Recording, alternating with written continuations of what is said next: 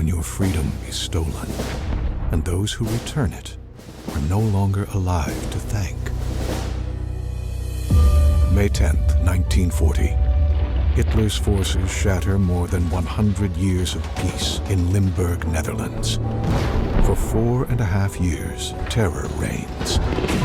But the light of liberation is on the horizon. Lieutenant Colonel Robert Cole, Medal of Honor recipient, fights with bravery and sacrifice to help free a nation. Sergeant Jeff Wiggins, a man who escapes the poverty and racism of Alabama by joining the Army, nears the battlefront only to discover his new assignment, digging graves for his fallen comrades. But the story isn't only about American liberators. It's also about the Dutch people who refused to lose hope. It's about a courageous teenage girl named Frida von Schaik, who finds love amid the chaos of war. And it doesn't end with the war. What comes next is a story never told, a story about gratitude, a story about compassion, a story about love. Robert Edsel, #1 New York Times best-selling author of The Monuments Men, weaves history, love, and the human spirit into a remarkable, inspiring story of tribute and remembrance. Because in the end, we all hope to be remembered, somehow, some way, by somebody.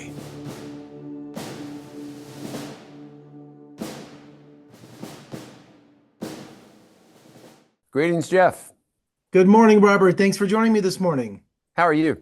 I'm doing great. Very excited to speak to you about Remember Us, American Sacrifice, Dutch Freedom, and Forever Promise Forged in World War II. Congratulations.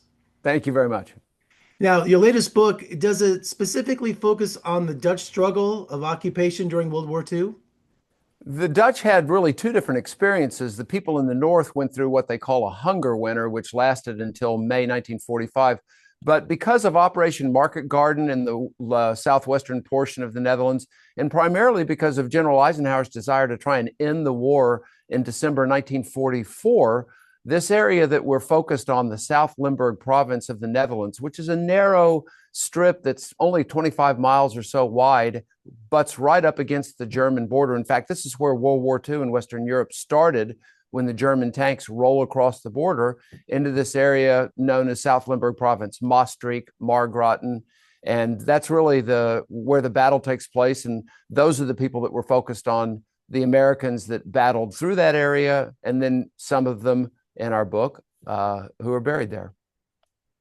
I'm first and foremost a film critic, so when I read part of your book, I keep thinking of A Bridge Too Far, because of Operation Market Garden. So I'm familiar with all of that through cinema. Yeah. Well, of course, our American telling of World War II is we didn't want to be involved. We got attacked. We were way behind. We caught up. We fought. We won. We declared victory. We came home.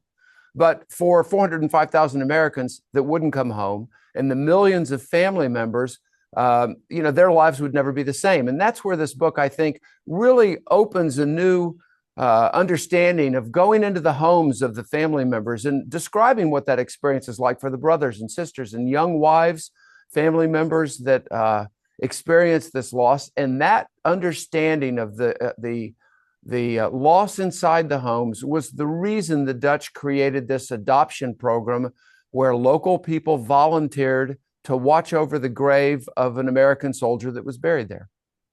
Well, this is another ensemble piece, 12 characters over a 6-year span. Is it complicated and challenging to orchestrate that in a book? Yes, no question. At the end of World War II, there were 17,800 boys and 4 women buried at this, what was at the time the American Military Cemetery in Margraten. Today we know it as the Netherlands American Cemetery.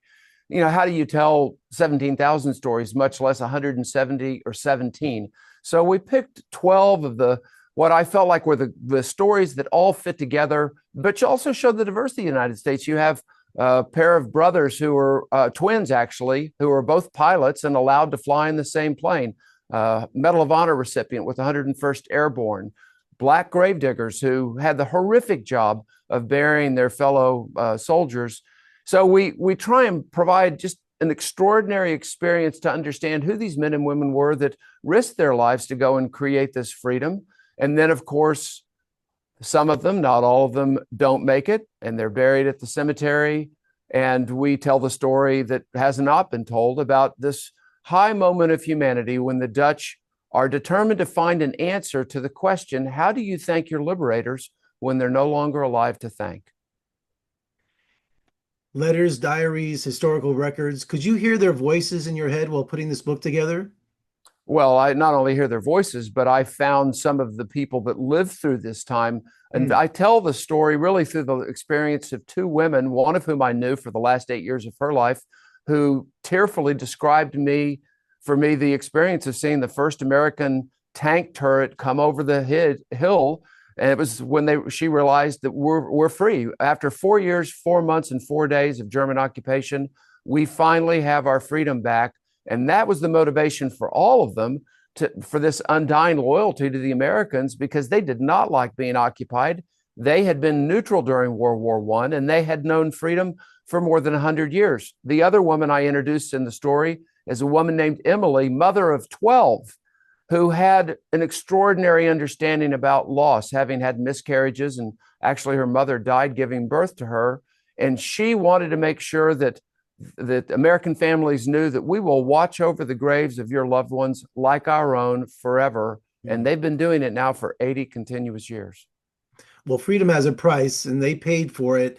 Is this book your way of paying tribute to their memory? A thank you? It is. I mean, Archibald MacLeish wrote this beautiful poem, Remember Us. And part of the poem says, our deaths are not ours, they are yours. They will mean what you make them.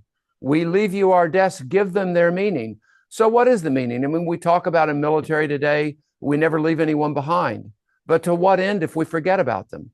So this is a book that not only pays tribute to the men and women and serves as a reminder to all of us that freedom's not free. It's paid for with the lives of others, these freedoms that we too often take for granted. Somebody made that happen, and we're talking about some of the characters.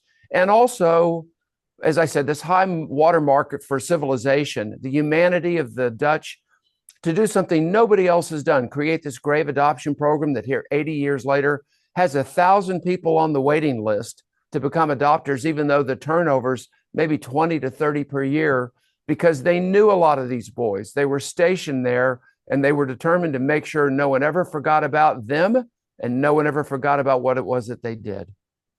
Now, I'm a big fan of your book, Monuments Men, and also the movie. Is Hollywood come calling for Remember Us? Well, I have been away traveling so much, I'm not sure if they have, whether I have my phone nearby to hear it ring. I believe there'll be a movie of this thing. It's such a moving and compelling story. It's an untold story that, in my view, for as big as Monuments Men was, and the impact that we've had on the world, telling people what the great thing the United States did during World War II, protecting cultural treasures. This is an even more important story, because if we don't have our freedom, what's the point of everything? We're not gonna like that world that we might find ourselves in. And I think that for us to be able to recognize and remember who these men and women were, and then the drama of these two women and the roles that they played. The one I knew, Frida, who died a couple of years ago, I delivered her eulogy. She was 19 years old when they were liberated, 15 when she lost her freedom. And the mom of 12, Emily Mikkels van Kestnik, who died in 1970, but helped me write the book from the grave, because we had access to all of her documents and diaries, and of course, a number of other people that I interviewed over the 8-year period. So to put all these things together, and then this untold story about who dug all these graves, what was that experience like? We don't talk about that, but it's axiomatic to war. There are going to be casualties. Someone's got to put the boys in the ground.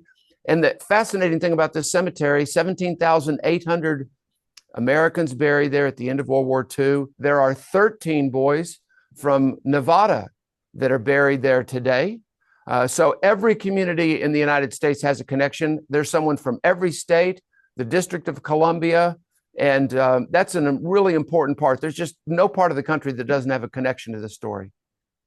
Robert, that's what it's fascinating about World War II. There's always stories to tell. I admire your passion. I admire the respect for their history, and I appreciate your time today. And Remember Us from HarperCollins. Thank you so much, and let's talk again soon.